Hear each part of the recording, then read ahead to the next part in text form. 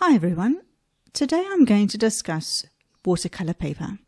This is often a very confusing issue for beginners with many questions regarding what the paper is made up of, what the best paper is, pricing and so on. So I hope that I'm going to cover all of those things today. The first thing to discuss is what the paper is made up of. This is the most important factor for me when it comes to choosing a paper, and it is the one thing that affects the cost the most. The most affordable watercolor papers are going to be the ones that contain a certain degree of cellulose in them, whereas the most expensive ones are going to have 100% cotton. I find cellulose paper the most difficult paper to use. The watercolor tends to sit on the top, doesn't sink in very easily, and as a result you often get pooling and the cauliflower and blooming effect that you so often don't want to get when it comes to watercolor paper. In the middle of the range, you're going to have paper that is, say for example, wood pulp or bamboo. These papers are a little bit more absorbent than your cellulose paper and easier to work with. But the top end of papers and those that give the best results are those papers that are 100% cotton. You pay for the cotton, but these papers are far more absorbent when it comes to watercolor. They can take many more layers of watercolor on top of them without the layers merging with each other, and overall just far more of a pleasure to use. The next thing to discuss is the weighting of the paper. That means how thick the paper actually is. If you have a look here, every single paper will have a GSM rating on it. That stands for grams per square meter. So this paper here, being a 200 GSM, means that it has a weight of 200 grams per square meter of the paper. This one is a 300 GSM, and this one is 350 GSM. The thicker the paper, the less inclined it's going to be to pucker when you put your layers of water on it. And also the thicker the paper, the more layers it will also be able to take. So a thicker paper will be more robust, be easier to work with watercolor, and therefore give you a better result. Then let's have a look at the difference in grain of papers. You get two main types of watercolor paper, and that is hot pressed and cold pressed paper. Hot pressed paper means that the paper is run through the presses whilst it is hot. As a result of that, it almost irons the paper flat completely. There's little to no grain in this paper, and it is quite smooth. Whereas the cold pressed paper, the pulp is pushed through the rollers whilst it's cold, and as a result there is a bit of stippling and grain to the paper. Your preference will depend largely on what it is that you are painting. People who draw a lot of botanicals and who like things really, really accurate will often use a hot press paper, because when you put the paint down it stays exactly where you've put it, whereas your cold press is a little bit more unpredictable because of the stippling in it. It might go a little bit out the lines as you're working through, but I prefer the cold press paper for the travel sketching that I do, because it is a little bit more inconsistent, and for me I like the character that the cold pressed paper gives me. Another thing to note is that when I first started doing watercolors, I did try hot press paper, and I found it extremely frustrating because there is no grain to it, the watercolor can also pool on the top a little bit, and I found I did get quite a lot of blooming and cauliflower effect on the hot press paper, and it was only when I changed to cold did I realize that that was a huge difference between the two, that I got far less of the cauliflower and blooming effect on the cold press paper. Even when it comes to cold press paper, you get different textures there as well. This is regarded to be a cold press smooth grain, and this is a cold press rough grain. You can see that the holes are much bigger in this one, and so it is even more unpredictable. It's just going to come down to your choice and to try different papers and see what works best for you. Then I want to differentiate between your student and your artist level watercolor paper. Some brands like Baohong have two different ranges of paper. The Academy range in Baohong is designed to be for students. It is slightly on the cheaper end of the spectrum, even though it's still 100% cotton, whereas the artist's range is more expensive and is designed for somebody possibly a little bit more experienced.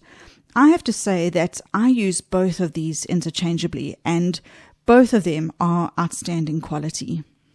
They are both 100% cotton, and they both have a 300 GSM rating.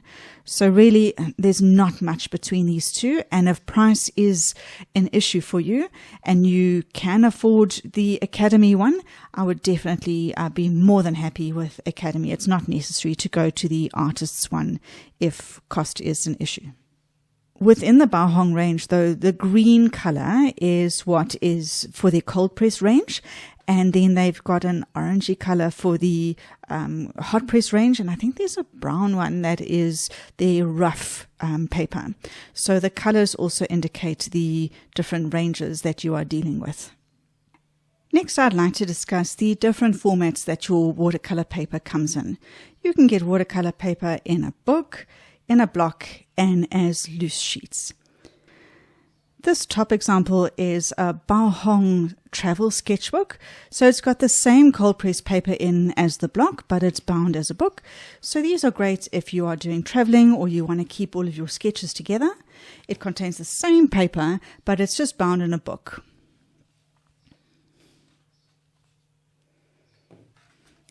For me personally, blocks of paper are my choice.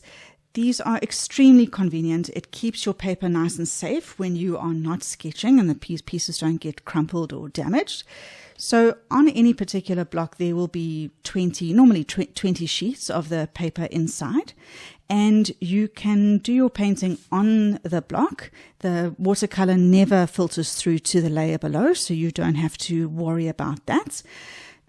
The advantage of the block is that you don't have to stretch or tape your paper down on the page in order to paint, and the paper won't buckle as you are working with it because the glue around the edge keeps it nice and tight. Once you have finished your painting, then if you have a look at the top, there is a gap on the top of the block here, and you slide in a knife or something around the edge and you'll be able to separate the page from the booklets at the end.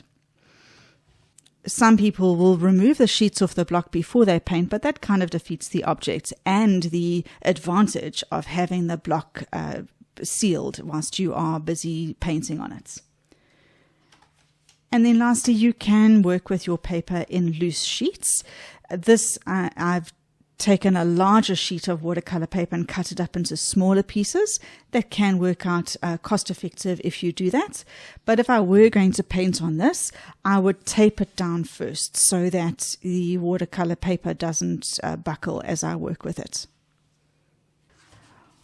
One thing I must say about watercolor blocks, because it does give everybody a fright the first time, this block isn't new. I'm already a few sheets in, but if it was new, when you open it up the first time, the top sheet is a protective layer. In the Baohong range, it'll be a white colored paper, but if you feel it, it won't have the cold press texture, and it has a very thin thickness to it, and that top layer you will remove first. The one that does give you a fright when you're a beginner, though, is the Arche paper. This one I've also used a couple of sheets. But if you have a look at Arche, the glue is black around the edge, and also when you open it up, the top protective layer is black. And so a lot of the time people will think that they have bought a block of black paper. But not to fret, the top layer is just a protective layer, and the black page you can remove, and your white block of paper will be underneath. The gap is easier to see on the Arche paper because the glue is black. With regards to my personal choices for watercolor paper, I paint almost exclusively on Baohong. I find that this paper is so exceptionally well priced for a 100% cotton paper, and you can often find it on special as well. I use this almost all of the time. Some people will call this arches, but it's actually pronounced arche. Arche paper is about the most expensive paper that you can buy. Sometimes you are able to get it on special or on sales, and in which case I would snap it up if it ever was on special. Some people will say that this really is the best paper that there is, and that may very well be true, but there is a huge price point difference between this one and the others. Treat yourself to it if you want to, but I find a lot of the time people get quite stressed about using this paper because of the sheer cost of it, and therefore it makes it unenjoyable if you are worried about the cost of the paper. But it's lovely paper.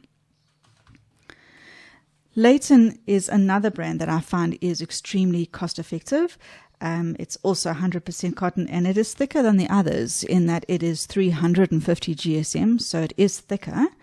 And really is great quality paper.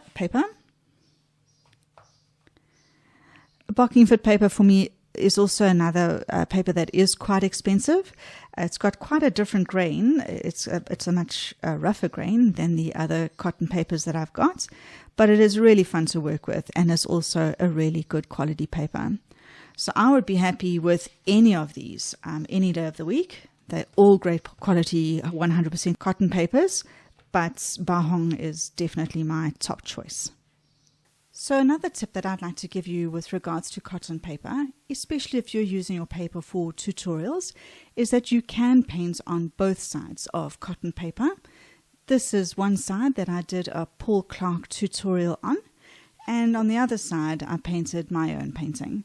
And although there's a slight difference in texture between the two sides in some papers, 100% cotton paper totally can handle being painted on both sides. So that really does help with cost and keeping the costs down. So I hope that I've answered some questions. If you've got any other questions about paper, then drop your questions in the description box below and I'll be sure to answer them. Until next time, bye for now.